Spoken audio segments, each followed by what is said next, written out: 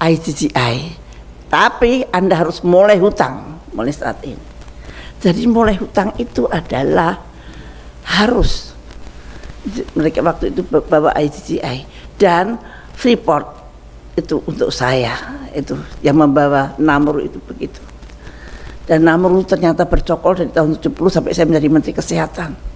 Dan semoga Allah Subhanahu wa Ta'ala menghancurkan sehancur-hancurnya para pelaku pembantaian 6 syuhada pengawal kami dan yang memerintahkannya, serta para aktor intelektualnya juga yang merestuinya, dan semua yang terlibat dalam pembantaian sadis dan brutal tersebut secara langsung maupun tidak langsung. Allahumma dammirhum tadmira waqtulhum balada wala tughadir minhum ahada ya qawi ya matin ya muntaqim amin ya rabbal alamin. Allahu Akbar, Allahu Akbar. Baju koko Habaib Putih present Al Gobi.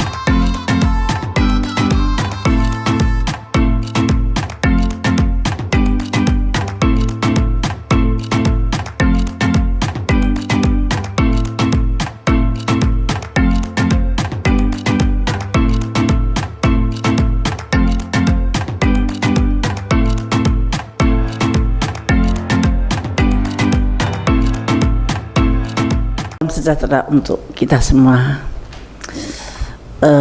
Terima kasih Pak Prof Yudi atas undangan ini. Saya sudah diundang 5 kali dan sekarang baru bisa datang karena selalu bersamaan dengan undangan yang lain. Saya mantan Menteri Kesehatan, tapi sampai sekarang terus dipanggil Menteri Kesehatan terus di mana-mana oleh tukang becak, oleh tukang parkir, Bu Menteri selalu begitu. Selain Menteri Kesehatan, saya adalah anggota Bantimpres. Anggota Bantimpres itu pada waktu Pak SBY sangat dibutuhkan oleh Pak SBY. Setiap pertimbangan masalah-masalah yang ada di meja presiden selalu kita diajak berpikir, terutama yang mengenai kesejahteraan rakyat. Itu biasanya saya sangat diundang.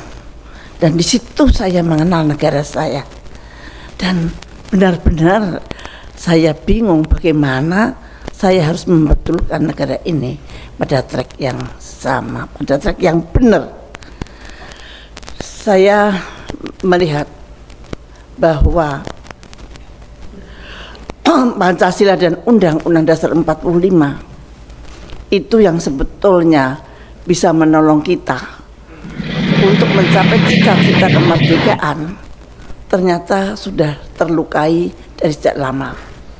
Ketika Bung Karno, Undang-Undang Dasar 45 dan Pancasila itu masih bulat, maka Soekarno harus disikat karena ini musuh yang paling mereka takutin. Dan kemudian Bung Karno di G30S kan. Dan pada tahun 70-an terjadilah epidemi pes di Boyolali. Ketika itu juga Menteri Kesehatan, ya waktu itu Bapak Siwabesi minta tolong pada Amerika. Saya pikir pes itu juga mereka yang membuat. Saya pikir dari mana pes itu, karena pes itu biasanya di Eropa, waktu itu belum ada yang di Asia. Nah kemudian di Boyolali itu kena pes, kita minta tolong, datanglah Namru. Namru di situ saya mau menolong Anda untuk epidemik pes ini, tetapi saya harus boleh di sini nongkrong. Namru hanya sampai 10 tahun janjinya, tapi dia membawa ICGI, tapi Anda harus mulai hutang mulai saat ini. Jadi mulai hutang itu adalah harus.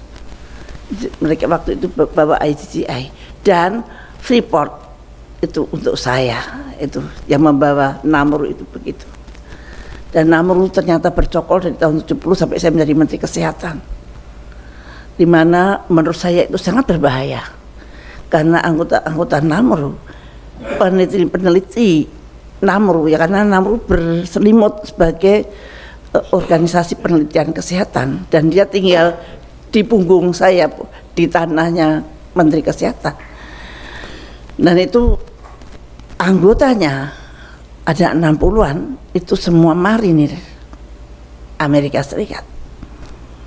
Menurut saya itu sangat mengusik kedaulatan negara saya. Tapi 40 tahun bisa bercokol. Kenapa ini? Nah itu.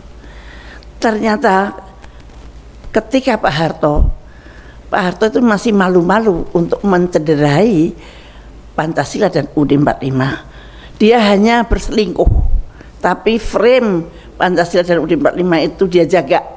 Walaupun frame itu tidak terlalu kuat, tapi dia pura-pura lah masih ada Pancasila, ada BP 4 dan sebagainya. Dan kemudian setelah dia 32 tahun, Pak Harto berhasil menanam hutang dari pertama. Kemudian Pak Harto berhasil melumpuhkan TNI.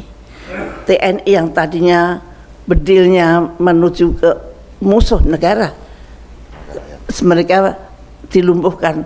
Lebih baik you menjadi bupati dan menjadi gubernur daripada angkat senjata menuju ke luar negeri. Nah, disitulah Sabta Marga mulai luntur, ABRI mulai goyah, dan setelah 32 tahun, betul-betul setelah lemah, ketika lemah itulah maka mereka finishing touch, bagaimana menghapuskan Pancasila dan Undang-Undang 45 itu. Mereka membuat reformasi. Reformasi itu adalah pepesan kosong, semuanya euforia. Kita mengira bahwa reformasi itu kita akan selamat dari otoriternya Pak Harto. Tapi ternyata mereka sudah siap menghancurkan Undang-Undang Dasar 45 menjadi Undang-Undang 2002. Inilah cikal bakal kita menerima mereka dengan 100%. Kita mengantar ke rezim oligarki.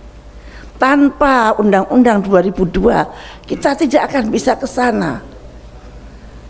Jadi saya sebagai Menteri Kesehatan, yang saya dari kecil dididik ayah saya seorang kiai, tapi beliau sangat mengagumi pemikiran Bung Karno untuk kemerdekaan, maka saya dididik oleh ayah saya.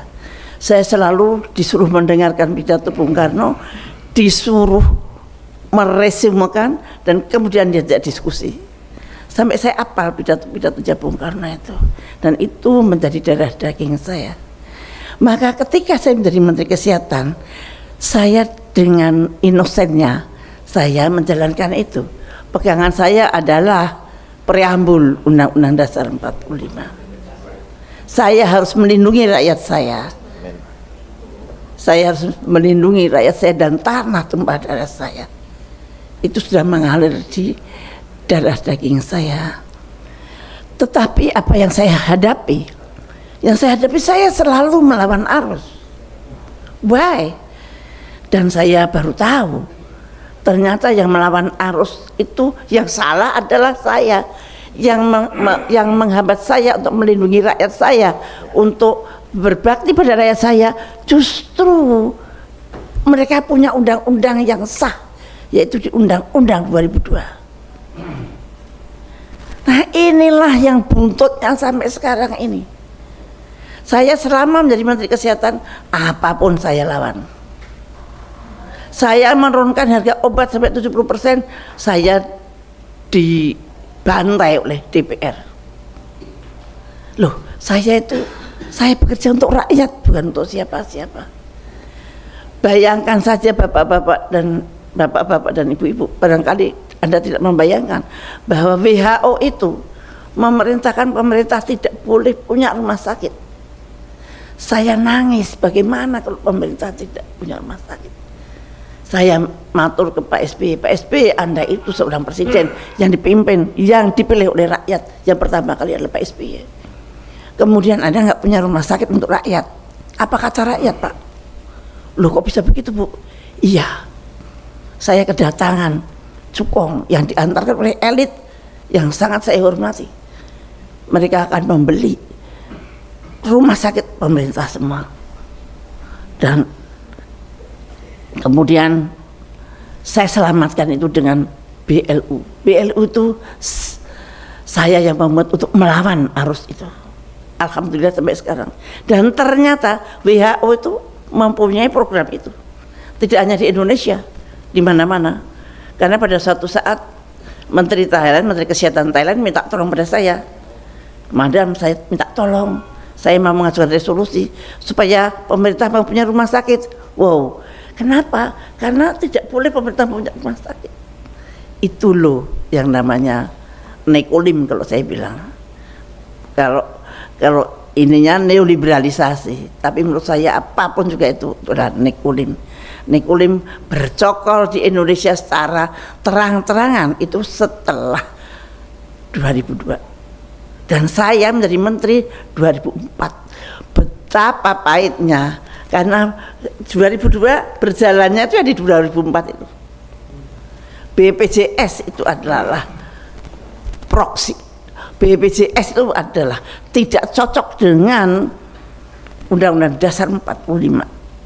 Waktu itu saya membuat Jamkesmas yang sesuai dengan Undang-Undang Dasar 45, disikatlah Jamkesmas. Jadi semuanya ini bukan terjadi karena apa-apa, bukan karena salah hitung, karena memang mereka merencanakan itu dengan caranya dengan merubah Undang-Undang Dasar 45 itu. Yang menghalang-halangi mereka untuk menjajah kita adalah Undang-Undang Dasar 45 yang 18 Agustus 1945, dan mereka merubahnya di 2002. Saya sedih banget kalau ada seorang elit, ya sudah itu kan sudah kesepakatan kita teruskan saja. No, diteruskan saja, kita mau kemana? Kita mau masuk ke jurang. Kita harus berani mengkoreksi. Kalau kita tidak berani mengkoreksi, tidak akan pernah ada keadilan sosial, tidak akan pernah ada kedaulatan rakyat, siapapun presidennya yang akan jadi presiden. Ya, itu nomor satu, kita harus membetulkan undang-undang ini. Undang-Undang Dasar 2002 inilah yang menjadi dasar mereka membuat ketidakadilan sosial, mereka membuat rakyat tidak berdaulat, mereka membuat segalanya. Apalagi sekarang ditambah bahwa kesehatan menjadi proksi utama. Sekarang bukan ekonomi, Pak, sekarang kesehatan. Kesehatan itu menjadi suatu alat yang sangat mudah untuk menundukkan bangsa-bangsa di dunia ini. Contohnya kita semua sudah merasakan yang namanya COVID. Bagaimana orang sedunia bisa dibohongin tentang COVID itu? Bagaimana seluruh dunia bisa divaksin tanpa tahu apa itu yang dimasukkan dalam tubuhnya? Dan sekarang penelitian-penelitian menunjukkan betapa ngerinya akibat dari booster yang mereka berikan. Baru hari Kamis kemarin Pfizer dengan Moderna mengajukan izin pada FDA untuk membuat vaksin lagi Omicron yang ada XBB-nya, XBB-R apa-apa.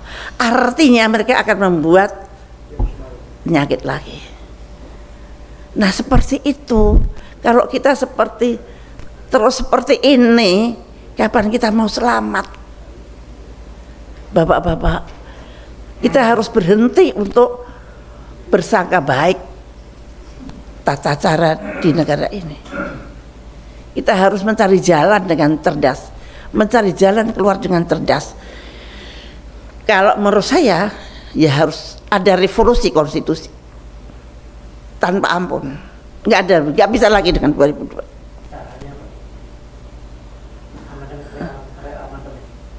Amandemen itu tidak bisa. Kita harus kembali ke UUD 45 18 Agustus. Itu yang perlu dipikirkan. Yang itu yang harus kita janganlah kita nanti BPJS kita betulkan, nggak akan bisa betul. Lahirnya sudah tidak betul. Dan itu proksi. BPJS itu bukan untuk kesehatan rakyat, tapi untuk mengumpulkan dana dari rakyat kecil yang akhirnya dibawa oleh pemodal. Bapak-bapak kan nggak tahu kalau uang BPJS yang masuk ke bank itu di bawah OJK. Dan dari bawah OJK orang-orang tertentu pinjam Apa dikembalikan apa tidak tahu. Nah, bayangkan saja, saya itu betul-betul untung saya berjuang bukan karena saya supaya dikenal atau apa, enggak, saya berjuang karena Allah. Karena saya menjadi Menteri Kesehatan juga karena Allah. Saya bukan orang partai, bukan orang apa-apa, tiba-tiba disuruh jadi menteri dalam 2 jam. Nah, saya menolak berkali-kali tapi dipaksa oleh Pak SBY yang selama ini tidak pernah saya kenal. Nah, saya menganggap itu dari Tuhan. Maka saya tidak pernah berani keluar dari koridor yang Tuhan atur. Nah, itu bayangkan saja, saya ini melawan WHO. Saya menyetop flu burung. Flu burung itu yang bikin flu burung sama yang bikin COVID sama. Bahkan flu burung itu lebih ganas. Dalam 1 hari, 2 hari meninggal. Dan kemudian saya tahu bahwa WHO bohong. Saya membuktikannya dengan riset sendiri. Profesor-profesor saya kumpulkan, buktikan bahwa ini. Mereka mengatakan human to human transmission. Saya mengatakan tidak, ini buktinya virus saya tidak mempunyai reseptor human to human. Mereka mundur. Mereka mengatakan bahwa orang itu mati karena ketularan ayam yang mati. Saya membuktikan ayam yang mati dan orang yang mati tidak ada hubungannya. Virus yang ada di ayam tidak akan mengganggu orang. Mereka mundur. Maka kalau bapak-bapak lihat grafiknya flu burung itu begini tuh, tidak begini kayak COVID. Begitu hilang. Mereka saya kalahkan dengan politik transparansi. Begitu hebatnya keberhasilan itu di luar. Dan saya tahu bahwa ada sesuatu yang berbahaya di negeri saya, yaitu Namru. Namru saya tutup, Pak. Dan saya baru tahu kira-kira 5 bulan yang lalu bahwa saya satu-satunya orang di dunia yang berani nutup laboratorium biologi Amerika di negaranya. Mestinya pemerintah belajar ketika ada. Tapi ternyata saya malah masuk penjara. Padahal saya tidak menyerang pemerintah loh. Saya menyerang penjajah. Tapi saya di penjara. Dengan tentu saja dengan caranya, dengan fitnah, dengan apa. Saya di penjara 4 tahun, Pak. Tapi ya nggak apa-apa. Saya berpikir barangkali tidak ada yang mau mengerjakan pekerjaan itu kalau saya tidak di penjara. Betapa ngerinya kalau Namru itu masih ada dan kemudian ada COVID. Kita lebih parah dari Wuhan. Tapi rakyat nggak tahu kalau itu saya selamatkan. Saya sampai sembunyi-sembunyi, saya sampai diselamatkan oleh BIN, diberi pengawal, sniper segala macam, karena waktu itu saya sangat berbahaya. Dan artinya saya menaruh nyawa saya untuk bangsa dan negara saya. Nah itu, tapi saya di penjara, artinya ada apa ini negara saya.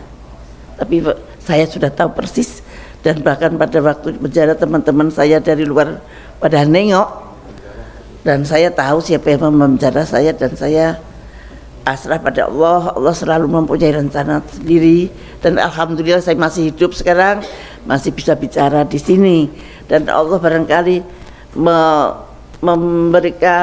tularkan itu semangat kedaulatan itu, tularkan itu semangat yang tidak takut dengan siapapun. Dan tolong jangan percaya non sewu Pak Bapak ekonom. Izin Pak ekonom. Bapak buat Pak izin Pak.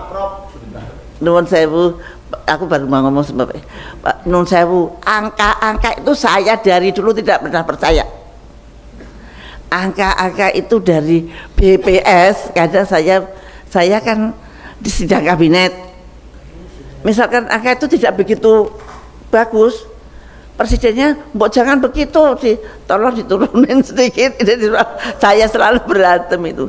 Kemudian saya karena membuat Jamkesmas, saya maunya rakyat miskin semua tercover. Waktu itu yang saya cover baru 86 juta. Nah, saya dimarahin sama Menteri Keuangan. Bu Menkes itu senengannya lebih banyak orang miskin, padahal itu real. Ini saya dapat catatan itu dari ibu-ibu PKK yang tahu. Bu PKK itu ngangon 10 orang, mana yang miskin banget, mana yang tidak, dia apal banget. Nah, itu betul-betul angka yang real. Tapi kalau menurut Menteri Kesehatan, Menteri Keuangan cuma 36 juta, saya 86 juta. Akhirnya Pak SBY dengan bijaknya, ya sudah, yang lainnya near miskin. Near poor. Nah itu jalan. Tapi saya terima kasih bahwa dia tidak, ya kita nurut ke Departemen Keuangan dong, enggak. Nah angka itu seenaknya menurut kemauan mereka, tujuan mereka. Bappenas itu yang ngatur uang itu bukan kayak kita Pak, kulitnya orang-orang asing yang kita hanya template saja. Dan lucunya saya heran banget, saya dari kecil diajarin ibu saya, kalau kamu punya pendapat 10.000, tabunglah yang 2.000 atau 3.000, yang lain kamu pakai, yang ditabung ini untuk nanti kalau untuk apa-apa misalkan gitu. Ternyata itu konsep yang sangat dibenci oleh penjajah kita. Duit kok ditabung itu berhenti katanya, mengganggu pengelolaan keuangan dunia. Nah, yang namanya APBN itu selalu sekarang 1.000, tahun depan harus 1.200, tahun depan lagi harus 1.400, tidak peduli berapa pendapatan kita. Jadi kita harus utangnya harus nambah terus. Lucu toh, lewat belanja kok berdasarkan habisnya belanja bukan hasilnya pendapatan. Mau pendapatannya 1 triliun ya belanjanya 800 triliun gitu. Nggak boleh. Harus utang 2 triliun, harus utang. Itulah mengapa kita hutang. Dan hutang itu sudah ditancapkan dari tahun 70. Jadi nggak bisa marah-marah di hari sekarang. Nah itu bisanya berubah ya, dengan revolusi. Karena tanpa revolusi kita tidak mengejar antara perubahan dan perubahan. Sekarang banyak sekali perubahan, ada presiden yang ini yang perubahan, apa benar dia tahu apa yang harus dirubah? Dia nggak tahu. Siapa tahu? Karena yang tahu pasti tidak akan bisa berenang sampai di situ. Dan inilah, kalau kita tidak siap, ya kita harus siap, mau nggak mau. Kalau kita memang pengen berubah, rubahlah itu. Kembalilah ke Undang-Undang Dasar 45, 18 Agustus 1945 yang asli. Nggak ada jalan lain, tidak ada. Saya kira demikian. Wassalamualaikum warahmatullahi wabarakatuh. Terima kasih Bu Menteri. Jadi beliau diminta menjelaskan revolusi tadi. Ya. Silakan. Satu tentang revolusi. Revolusi itu tidak harus berdarah-darah. Kita pernah revolusi tapi Anda semua tidak merasa. Yaitu berubahnya Undang-Undang Dasar 45 menjadi Undang-Undang 2002. Anda tidak merasakan? Itu revolusi. Undang-Undang Dasar 45 yang digelar untuk kedaulatan rakyat, keadilan sosial, kemudian berubah menjadi karpet merah untuk oligarki. Nah, oligarkinya bermuncul setelah sekian puluh tahun baru muncul. Itu kita nggak terasa itu revolusi itu. Jadi jangan takut dengan kata-kata revolusi. Revolusi tidak harus berdarah-darah. Itu tanpa darah, hanya di gedung ini bolak-balik udah jadi. Nah barangkali, tapi yang penting kita fokus bahwa segala ketidakadilan ini, segala kesemrawutan ini adalah karena memang rakyat tidak dilindungi undang-undang secara benar. Maka kembalikanlah undang-undang yang benar-benar melindungi rakyat.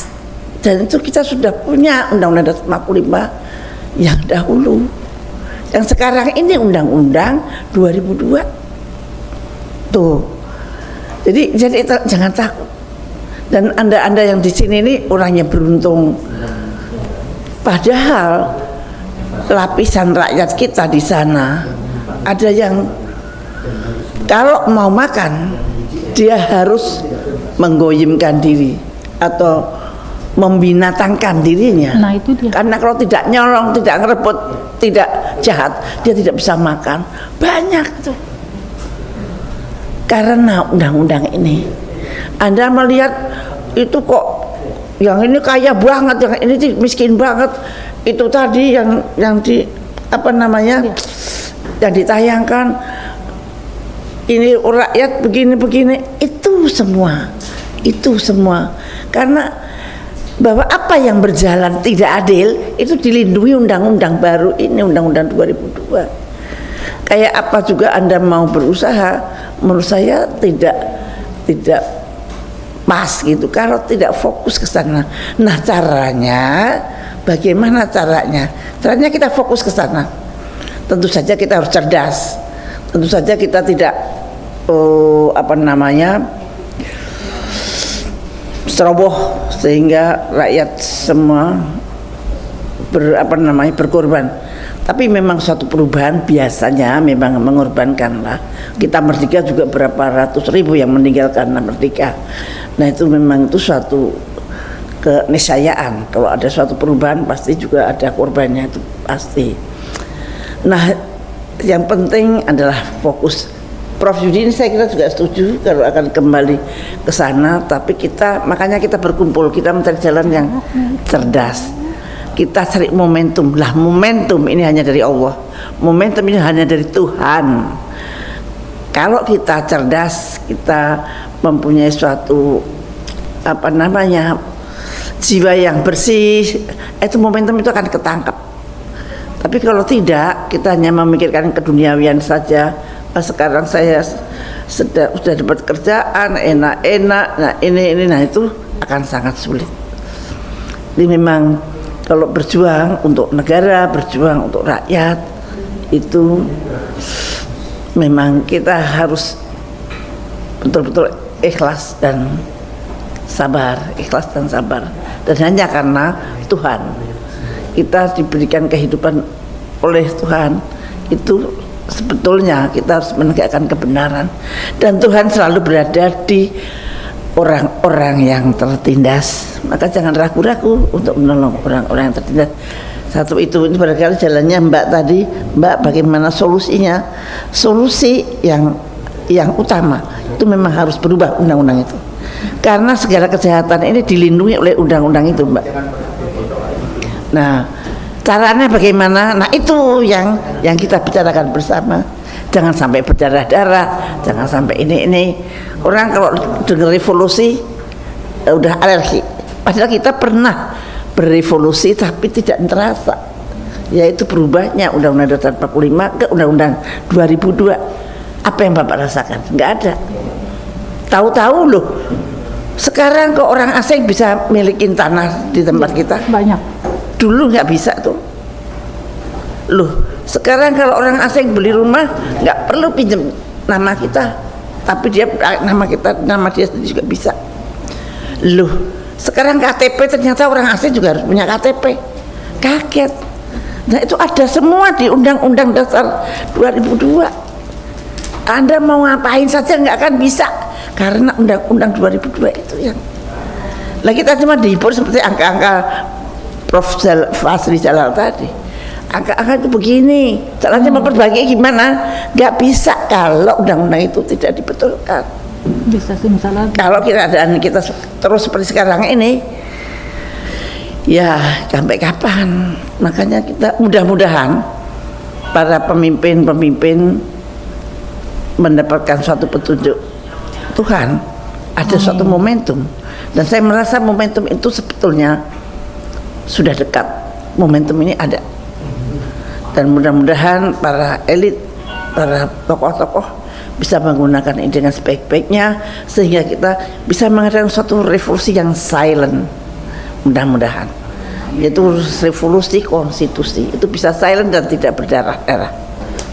Nah, terima kasih. Wassalam. Terima kasih. Terima kasih Bu Menteri.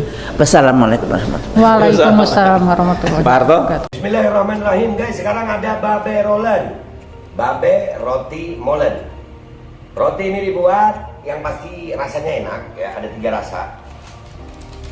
Nih, ada pisang keju, ada tape keju, ada pisang coklat. Ini dibuat tanpa bahan pengawet dan melayani pesanan-pesanan kalian yang seputaran Jabodetabek, bisa buat nemenin ngopi, buat acara-acara boleh. Dan ini karena gue paling suka pisang keju, nih gue dulu yang nyoba nih. Nih dia tuh kayak crunchy gitu depannya tuh.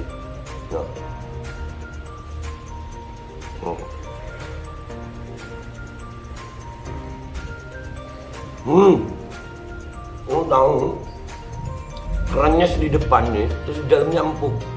Ya Allah. Udah nggak usah lama-lama, lu kalau kepingin langsung pesen aja, itu ada nomor WA-nya, nanti gua kalau cantumin, ada juga IG-nya, langsung pesen, murah. Segini cuman nanti dia tanya itu 35.000 kalau nggak salah, ya.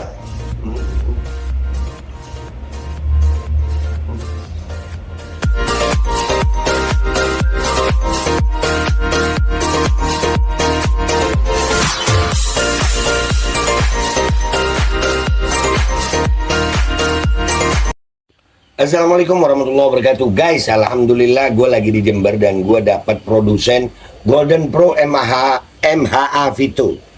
Ini guys, bahan-bahannya itu di dalamnya ada jintan hitam, ada broto wali, ada sambiloto, ada jahe, pegagan, ada madu hitam, ada propolis dan probiotik. Dan ini alhamdulillah gue udah berapa hari ya? 4 hari gue nyoba ini. Ini langsung aja guys, dia madunya madu hitam ya. Ya bukan madu bini, bukan madu hitam. Ini untuk obat dan untuk imunitas tubuh. Alhamdulillah kemarin gua badan-badan nggak enak, gua pakai sehari 3 kali nih produk. Cuman ditetesin di bawah lidah kayak begini. Jangan lupa bismillah, tapi bismillah sama sholawat. Allahumma sholli ala sayyidina Muhammad dan sayyidina Muhammad.